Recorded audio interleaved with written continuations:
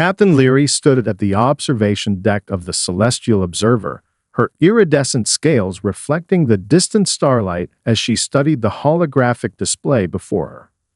This was her 500th survey mission, and she had expected it to be as routine as all the others.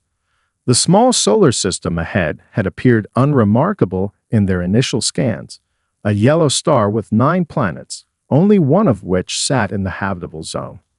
"Captain, you need to see this," Senior Analyst Vex called out, his antenna twitching with excitement as he manipulated the sensor controls. "The third planet. These readings can't be right." Leary glided across the bridge to the station, her movements fluid in the artificial gravity. The display showed a beautiful blue-green world wrapped in swirling white clouds, but it was what their sensors detected beyond the atmosphere that caught her attention. A complex lattice of energy signatures surrounded the planet, so subtle they had almost missed it on their first pass. "Magnify Sector 7, she commanded, her inner eyelids narrowing as she focused on the display. The hologram zoomed in, revealing what appeared to be a satellite network, but unlike any she had encountered in her centuries of exploration. These satellites didn't just orbit, they seemed to bend the very space around them. First Officer Kane joined them at the console, his crystalline form refracting light across the bridge. The civilization database shows no record of this system being claimed or explored. By all accounts, we should be looking at a pre-spaceflight species. Clearly, Leary responded, gesturing at the energy readings. The database is outdated. These readings suggest technology far beyond simple orbital achievements. Vex, what's your analysis? The analyst's fingers danced across the holographic controls, bringing up detailed spectral analyses. The energy signatures don't match anything in our records, Captain. They're not using standard antimatter containment or fusion reactors. It's almost as if. He paused, double-checking his readings, as if they're drawing power from the fabric of space-time itself. Leary felt a shiver run down her spine, making her scales ripple in a wave of blue-green luminescence. In 5 centuries of exploration, she had never encountered a species that had developed along such a different technological path. Most civilizations followed a predictable progression: fossil fuels, nuclear fission, fusion, antimatter. But this was something entirely new. "Life signs?" she inquired, already knowing the answer would surprise her. Kane expanded the holographic display, showing population centers spread across the planet's surface. "Approximately 8 billion sentient beings, Captain. Humanoid, but they're cities. Look at how they're designed." The display zoomed in on one of the larger metropolitan areas.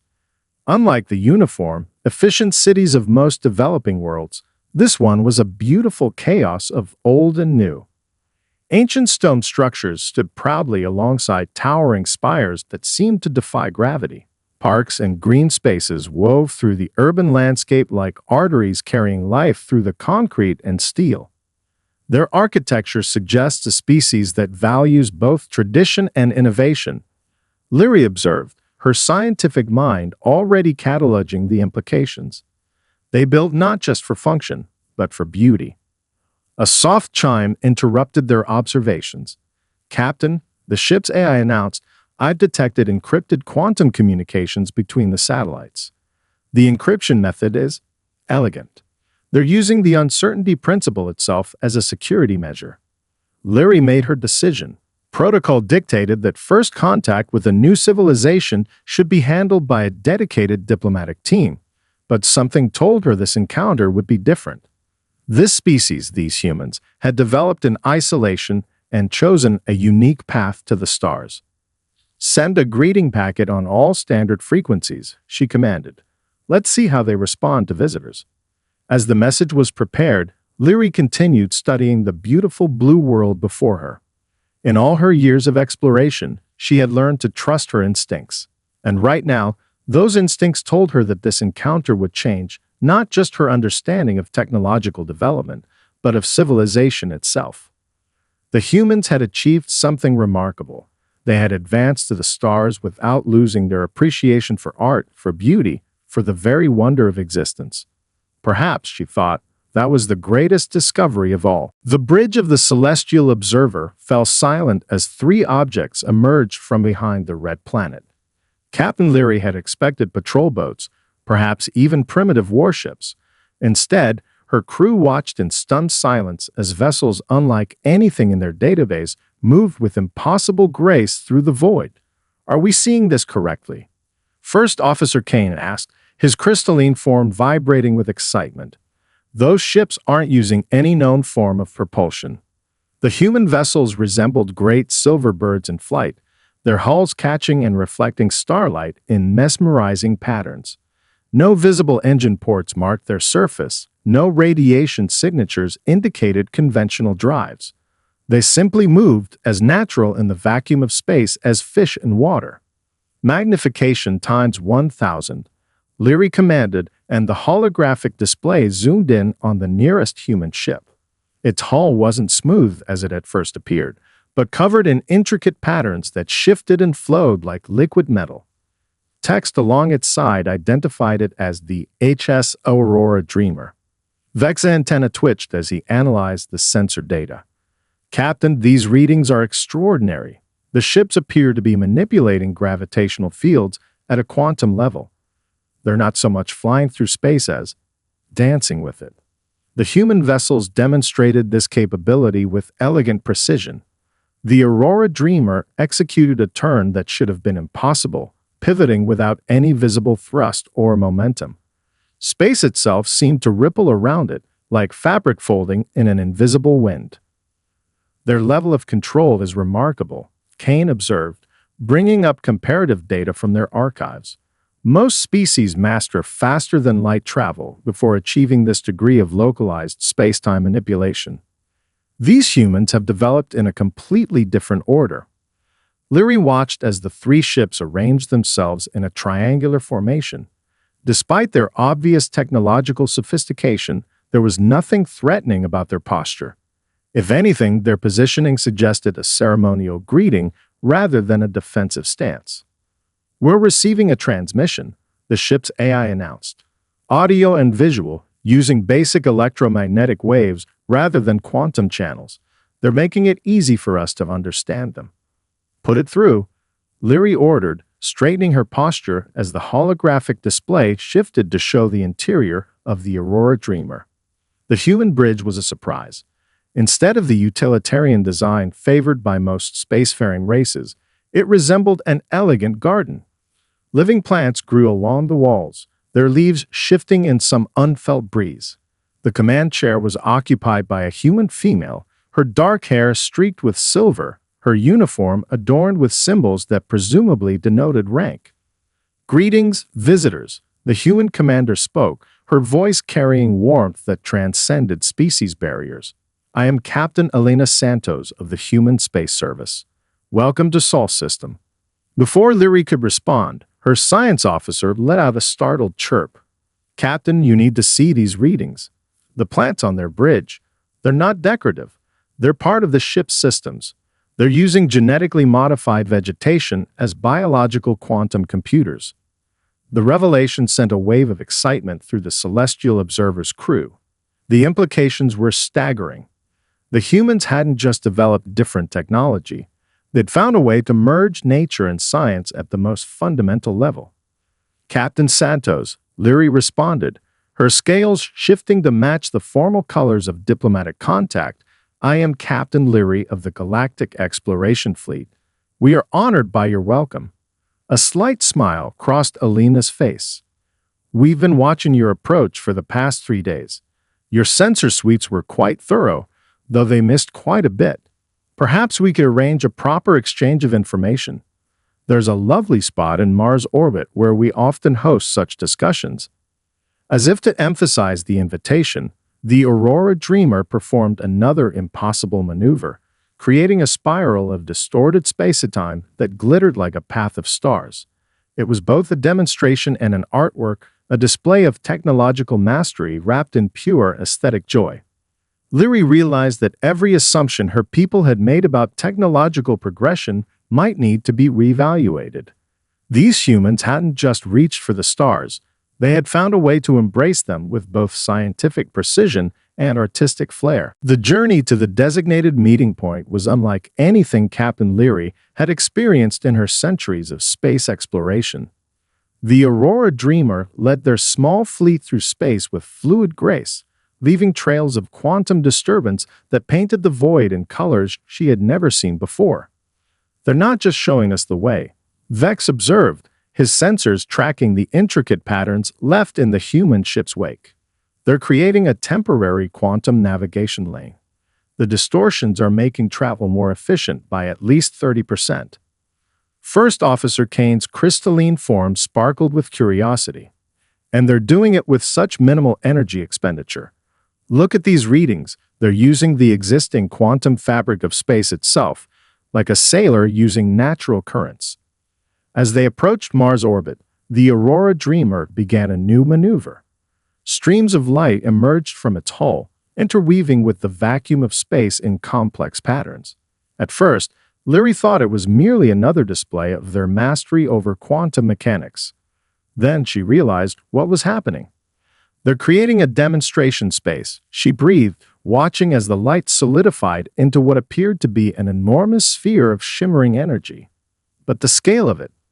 The sphere was vast enough to encompass all 4 ships comfortably, with room to spare. As the celestial observer passed through its boundary, their sensors registered something extraordinary. The space inside was different, calmer somehow, as if the normal chaos of quantum fluctuations had been smoothed out into perfect harmony.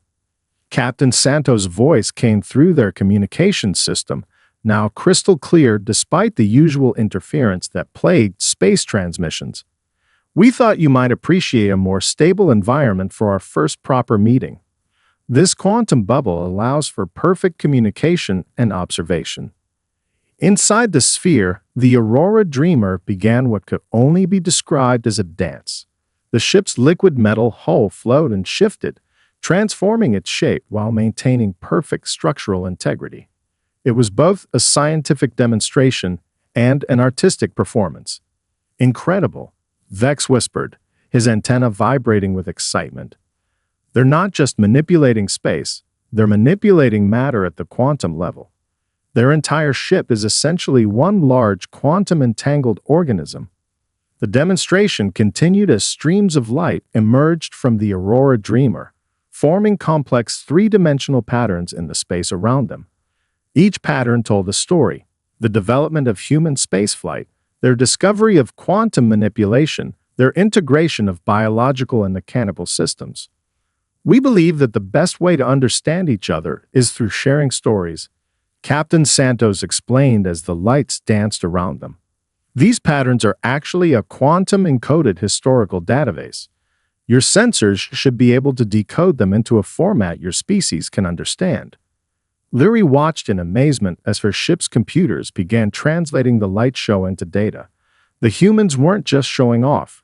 They were sharing their entire technological history, freely and openly, in a way that transcended normal language barriers. "But why show us all of this?" Kane asked through the comm channel. "Most species guard their technological secrets carefully." The answer came as the light patterns shifted again, forming an image of Earth surrounded by a network of quantum connections. "Because we believe that knowledge, like the universe itself, grows stronger when shared," Santos replied.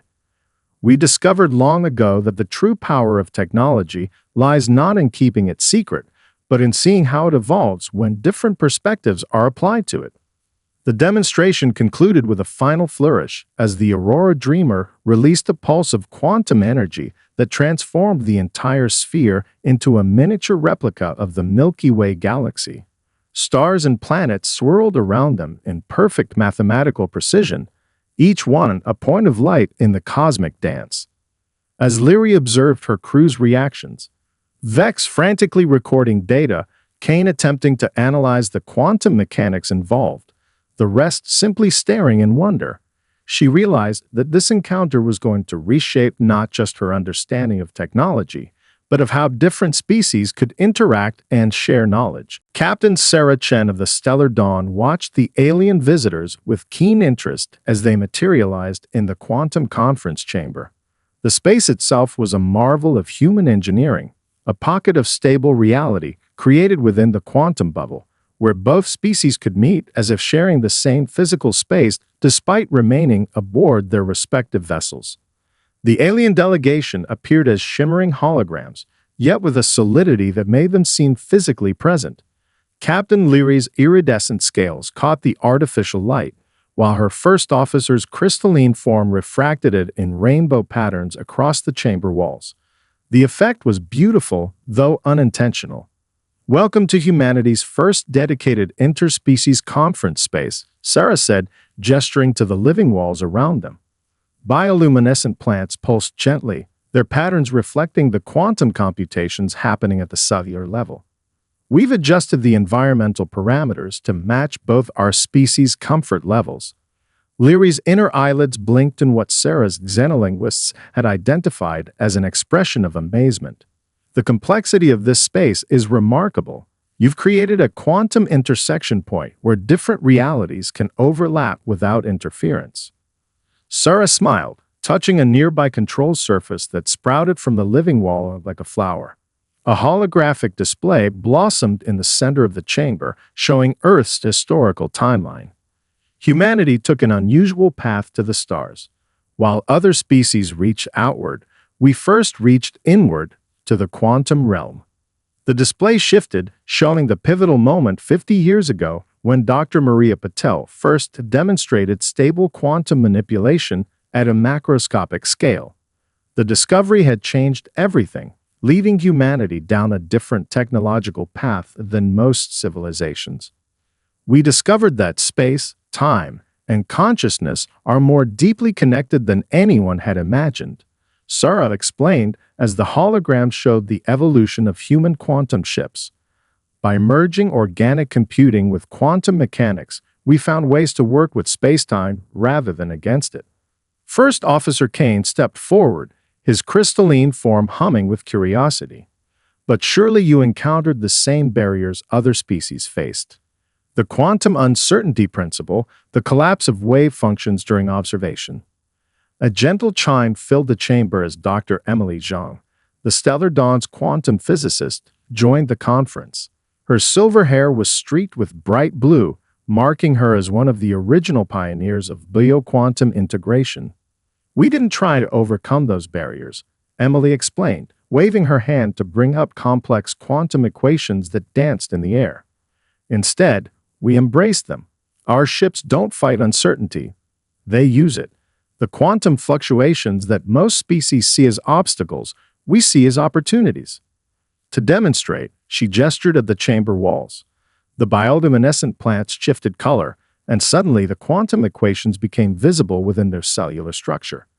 Each plant was performing billions of calculations per second, using the natural quantum states of their modified chloroplasts. "Beautiful and brilliant," Vex commented, his antenna twitching as he recorded the data.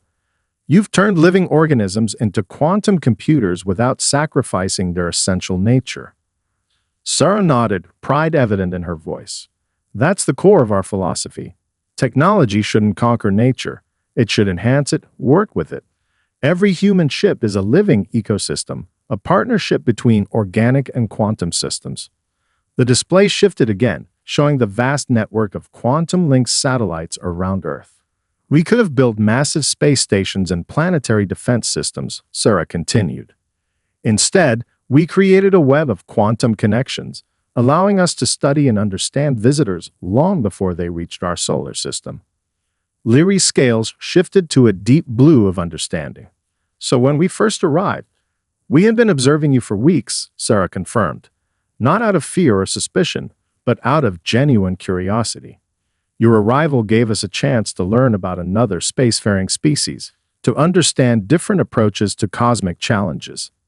As if to emphasize her words, the quantum conference chamber itself seemed to pulse with life, the merger of human ingenuity and natural law, creating a space where two vastly different species could meet as equals, sharing knowledge across the quantum divide. The quantum conference chamber transformed around them, its living walls morphing to display a breathtaking orbital view of Earth.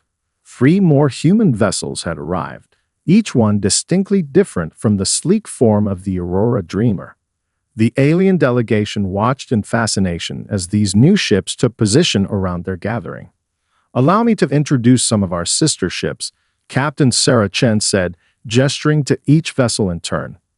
The Sakura Spirit, designed by the Japanese-Korean Alliance, the Zephyr Wing from the African Union, and the Northern Lights, representing the Nordic Coalition. The Sakura Spirit resembled a traditional Japanese temple rendered in living metal, its quantum field manipulators disguised as graceful pagoda tiers. Cherry blossom patterns bloomed across its hull in waves of bioluminescence, each petal a microscopic sensor array. "Our ships reflect the cultures that created them," explained Dr. Zhang, bringing up detailed holographic displays of each vessel. "When we mastered quantum engineering, we realized we didn't need to conform to traditional spacecraft design. Form could follow cultural significance while still maintaining perfect functionality." The Zephyr Wing demonstrated this philosophy beautifully. Its structure echoed ancient African tribal patterns, with spiral designs that channeled quantum energy in ways that seemed to defy physics. The ship's surface rippled like a savanna wind, its quantum field generators hidden within designs that told stories of Earth's oldest civilizations. First Officer Kane's crystalline form vibrated with excitement. "The energy efficiency readings are remarkable. The cultural patterns aren't just aesthetic, they're actually improving the quantum flow dynamics." "Precisely," Sarah confirmed. "We discovered that certain cultural patterns humanity had been drawing for millennia had unexpected quantum properties. The African spiral designs, for instance, naturally enhance quantum entanglement. Nordic runes create stable quantum field boundaries. It's as if our ancestors had an intuitive understanding of quantum geometry." The Northern Lights demonstrated this principle, its hull inscribed with delicate runic patterns that glowed with quantum energy. As they watched, the ship executed a complex maneuver that would have torn apart a conventional vessel. The runic patterns flared briefly, channeling quantum forces through paths defined by ancient Viking artistry. Vex's antenna twitched rapidly as he processed the sensor data. Each ship is using a completely different approach to quantum manipulation, yet they're all equally effective. "How is this possible?" Dr. Zhang smiled, adjusting the holographic display to show the underlying quantum mathematics. "We believe that consciousness itself influences quantum states. By incorporating cultural patterns that have deep meaning to their crews, each ship creates unique but stable quantum field configurations. The ships become extensions of human cultural identity." To demonstrate, the chamber's walls shifted again, displaying the internal layout of each vessel. Unlike the sterile corridors of conventional spacecraft, these ships contained gardens, art galleries, and meditation spaces. Every aspect of their design reflected the cultural heritage of their crews while serving vital technical functions. "The Sakura Spirit's Zen Garden," Sarah pointed out. "It's actually a biological quantum computer, each carefully placed rock and sand pattern representing complex calculations. The African drums aboard the Zephyr Wing generate quantum harmonics that help maintain stable field integrity. The Northern Lights Great Hall, inspired by Viking mead halls, uses traditional geometric patterns to focus quantum energy." Captain Leary's scales shifted through patterns of deep appreciation.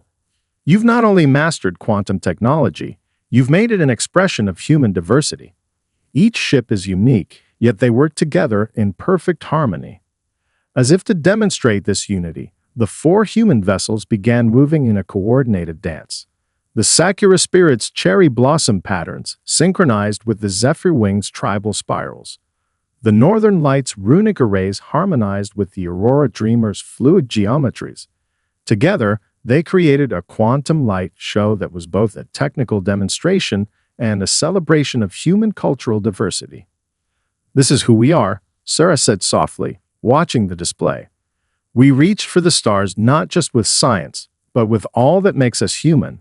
Our art, our culture, our endless capacity to dream in different ways yet work as one." The quantum conference chamber filled with a gentle humming as Captain Sarah Chen activated a special communication channel.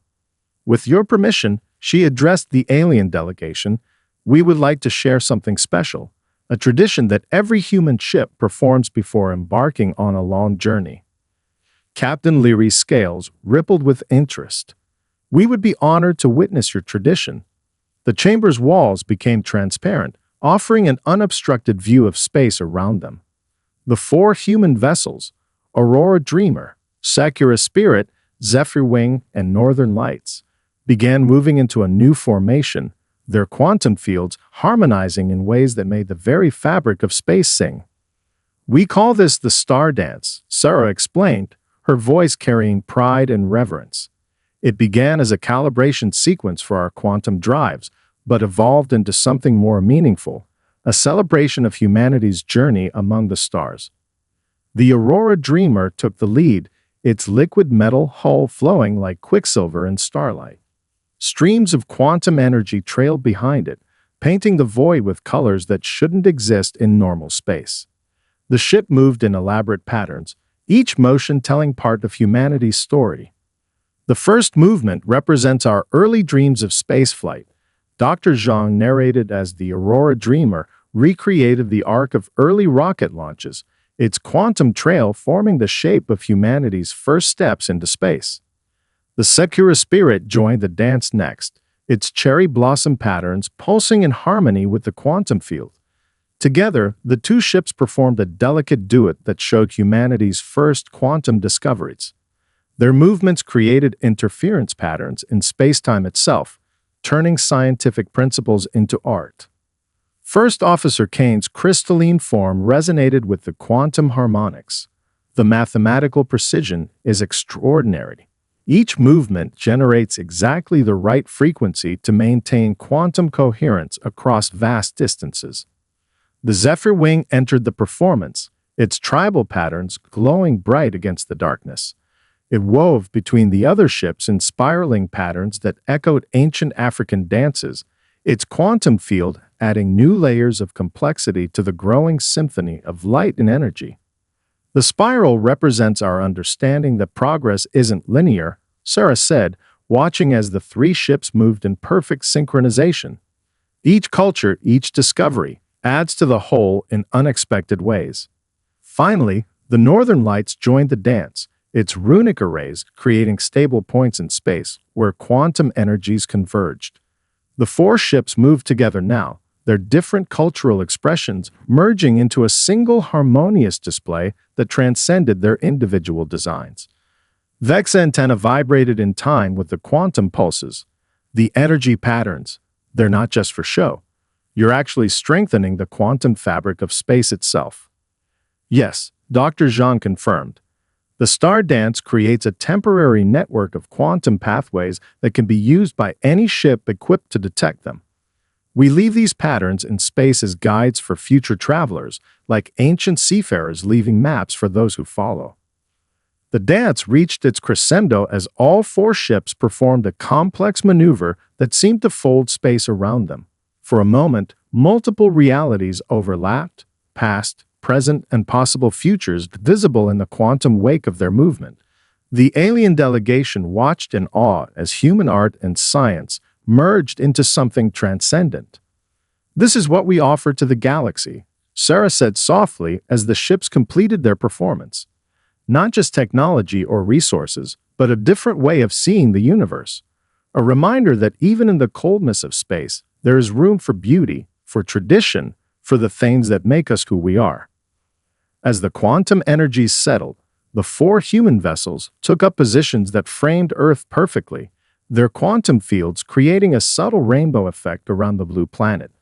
The Star Dance had done more than demonstrate human capabilities. It had shown that space exploration could be both the scientific endeavor and a cultural celebration. Captain Leary's scales had shifted to a deep color of profound understanding. In all my centuries of exploration, she said, I have never seen any species turn space travel itself into an art form. You have shown us that there are still new ways to reach for the stars. The quantum transport beam from the Aurora Dreamer deposited the alien delegation inside humanity's primary shipyard, hidden within a dimensional pocket near Luna. Captain Leary and her team found themselves standing on a transparent observation platform, surrounded by a vast space that seemed to stretch endlessly in all directions. "Welcome to Genesis Point," Sarah Chen said, gesturing to the incredible sight before them. "This is where our ships are born, not built, but grown from the marriage of quantum science and living matter." Below them, a new vessel was taking shape. Unlike traditional shipyards with their scaffolding and construction robots, this space looked more like a cosmic garden. Crystalline structures pulsed with quantum energy, guiding the growth of what would become a ship's living hull. "Remarkable," Vex breathed, his sensors struggling to process the multiple layers of reality overlapping in the space. "The quantum fields are self-organizing, creating stable patterns based on. Is that DNA?" Dr. Zhang smiled, touching a control panel that brought up detailed holographic displays.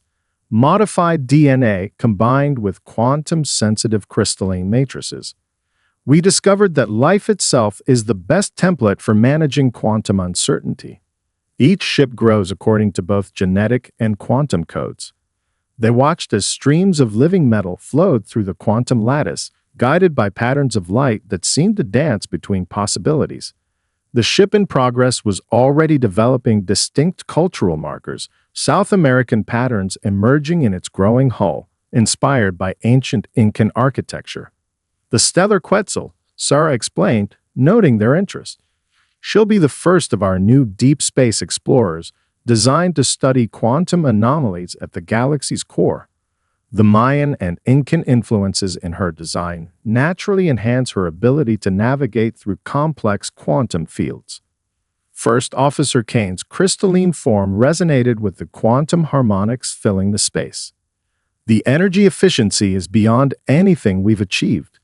How do you maintain quantum coherence at such a large scale?" Instead of answering directly, Dr. Zhang led them to a different section of the observation platform. Here, they could see specialized chambers where crews were forming their first bonds with their future ships. The humans sat in meditation circles, their brain patterns synchronized with the quantum fields that would eventually become their vessels. "The key is consciousness," Sarah explained. "Our ships aren't just vessels, they're partners. The quantum organic matrix is sensitive to the thoughts and emotions of its crew. That's why cultural resonance is so important. When a ship's design reflects the deep cultural memories of its crew, the quantum fields naturally stabilize." They moved to another section where completed ships were undergoing final awakening.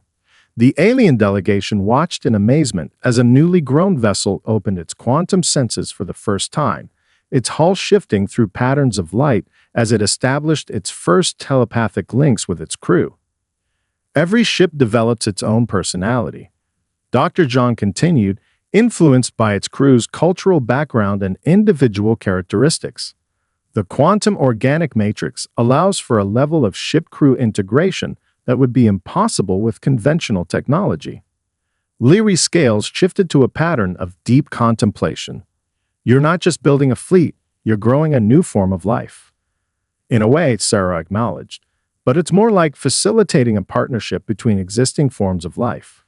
The quantum realm, organic matter, human consciousness, they're all part of the same cosmic dance.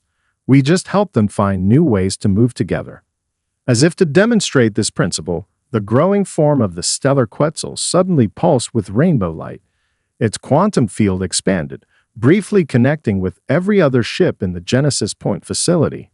The alien visitors felt a momentary sense of unity, a glimpse of how the human ships experienced reality. "This is the true heart of our technology," Sarah said softly, "not domination of natural forces, but harmony with them. Each ship is a reminder that the universe isn't something to be conquered. It's a partner in our journey to the stars." The alien delegation watched as another quantum pulse rippled through the shipyard, causing all the growing vessels to resonate in harmony. In that moment, they understood that humanity had done more than develop new technology. They had discovered a new way of being among the stars. 1 month after their first encounter with the human fleet, the celestial observer hovered at the edge of Earth's solar system. Captain Leary stood at her familiar position on the bridge, but everything else had changed. Her ship now carried quantum sensors based on human designs, a gift freely given during their cultural exchange. The Galactic Council's response just arrived. First Officer Kane announced, his crystalline form glowing with excitement as he processed the quantum transmission. They've unanimously approved humanity's invitation to join the interstellar community. But this wasn't just any membership invitation. For the first time in the Council's history, a species was being invited to join not as a junior member, but as a full partner with unique expertise to share. The humans' approach to space travel had revolutionized everything the galaxy thought it knew about quantum physics. Captain Chen is hailing us, Vex reported from his station. The farewell ceremony is ready to begin. The ship's viewing screens activated, showing a gathering unlike anything in galactic history. Hundreds of human vessels had assembled in a vast spiral pattern, each one unique in its cultural design, yet part of a greater harmony. The Aurora Dreamer, now fitted with compatible quantum protocols to communicate with alien vessels, took its position at the center. Today marks not just a diplomatic success, Sarah Chen's voice carried across space, but the beginning of a new understanding between our peoples.